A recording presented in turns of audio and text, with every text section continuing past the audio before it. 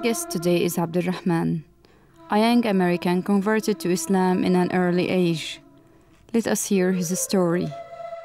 I was born into a Christian family, but we weren't very practicing. We would go to church just a few times a year for Christmas and Easter and the holidays. And God only existed on Sunday in church in my family and not outside the church. And many American families are like this. I've always been a very logical thinker. And when I was about 11 or 12 years old and I started thinking for myself, I asked myself, does God exist?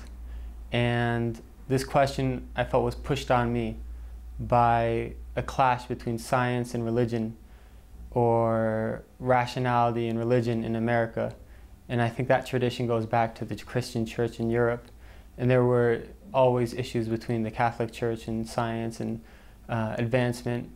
And when I compared what I saw in the Bible and what I knew of the Trinity and the other Christian beliefs compared to science and evolution and evidence, I leaned towards the side of science, and I chose not to believe in God.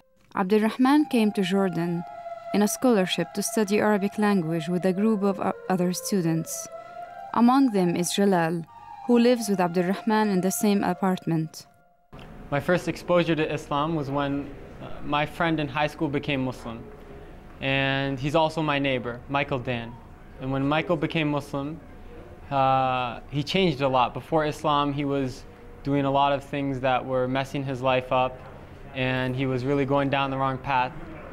And he became Muslim, and when he was only 15, and he changed, and he left a lot of the things he was doing, he picked up a lot of good habits.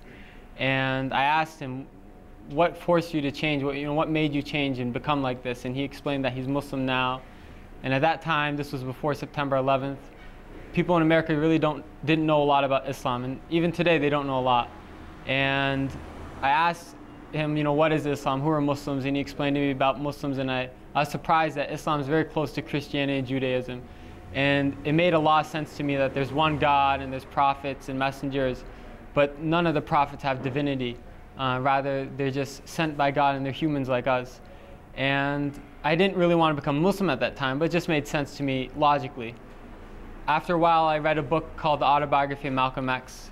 And in that book, I really appreciated the image that Malcolm X presented of Muslims, and I wanted to become Muslim after that, because I saw in Islam a solution to racism and a lot of other problems in America. But I didn't believe in God. However, I read a passage where Malcolm X said, if you take one step towards God, he takes two towards you. So I left eating pork, and I left some of the things that are prohibited in Islam with the intention that God guide me. And I learned more and more about Islam, and I was surprised that the more I asked questions, the more answers I found, and the answers always made sense to me. And I read about the miracles of the Quran, scientific miracles of the Quran.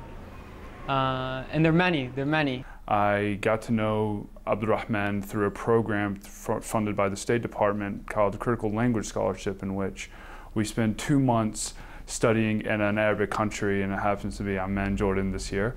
And so this is where I got to know Abdulrahman first. I actually first met him at an orientation that we had in Washington, D.C. Several things that I think are very special about Abdulrahman was that, number one, he converted to Islam, but he converted with a knowledge of Islam. He's not a convert that doesn't know anything about Islam. He's one that's serious about studying Arabic. He recites the Quran on a regular basis. I always see him reciting the Quran before class. Usually in his free time, he'll be reciting the Quran. He does it very serious about how he pronounces the words, how he speaks, how he engages with everyone else. One thing I did also notice is that a lot of students are very interested about learning about Islam. They're interested to know, and then to know about Islam, and Abdulrahman is able to engage in a lot of dialogue. And so obviously Islam is a very important issue, especially among American students, and Abdulrahman, more so than I've seen many people, even many Muslims in the States, he's openly willing to engage in conversation. He's open if someone has a question about.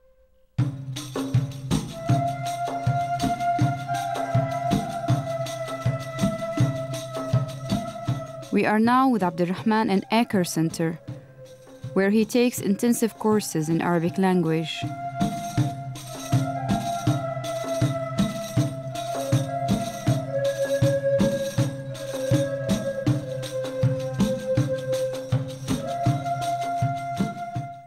I'd like to add that Islam is the most beautiful thing in my life and the source of all goodness.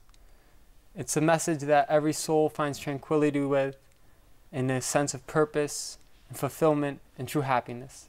And I encourage everyone to take a step towards God, and they'll find that God takes 2 steps towards them. Because this is a light from Allah.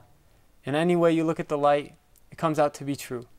And so if you ask questions and you prefer to look at it from science or from your soul or from people, go whichever way you want, and I'm sure that you will find that this is the message you've always been looking for.